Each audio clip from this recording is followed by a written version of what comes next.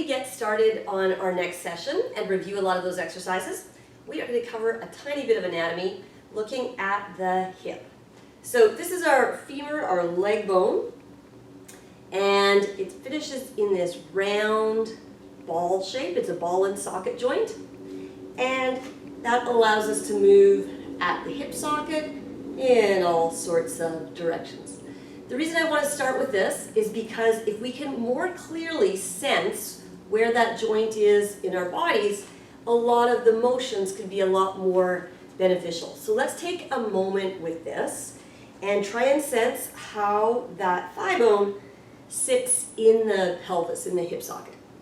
So we're going to just take our hands and sort of slide them up and down the front of the thigh, the upper thigh, and all the way onto the pelvis. You can feel two bony points at the top probably, and sliding. And when you do that, you can probably feel a little bit of a crease. If you take the edges of your pinkies and slide, you can feel a little fold, a little crease in there. And maybe you can sense that when you lift the leg, that's where it's folding from. Or if we move the pelvis on the thigh, maybe we can sense that that deep low in that socket is where that motion is coming from. Alternatively, if you feel the outside of your thigh, you probably feel a little bony bump. And if you keep your fingertips there, wrap your thumb forward, it's really deep in that same crease.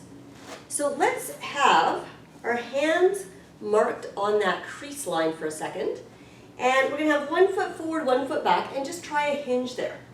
So in this position, see if we can just keep the spine long and lengthened and fold at the hips and come back up. We're not going to go very far.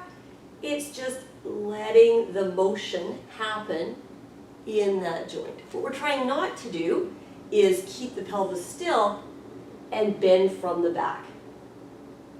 That's what we're trying to avoid. We're trying to see if we can let the motion come from the hip instead of the back, that we have that option.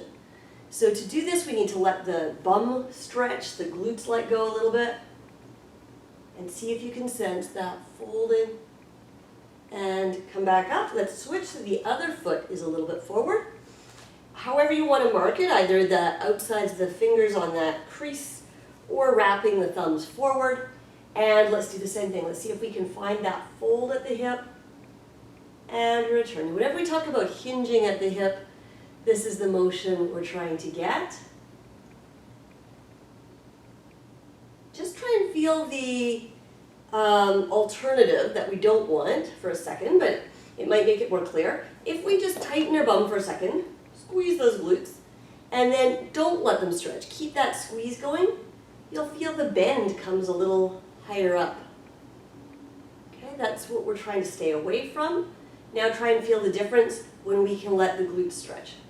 Fold and recover. Nothing's wrong with bending there, but we certainly want to be able to access that hinge action throughout Pilates and life. So let's try and do the same thing in a quadruped kneeling position where we find that same hip fold. Our kneeling position. Take a second there, feel that lengthened spine. The knees in line with the hip sockets actually. And let's try that same fold. So we're allowing that hinge and returning. And see if you can more clearly sense that hip socket. We're just going to breathe in as we hinge back and exhale to return forward over the fingertips. Breathing in to hinge back and exhale forward. Let's do 2 more here. Folding at the hip and return. 1 more. And come back. We're going to pause and just go into a little cat stretch. So we start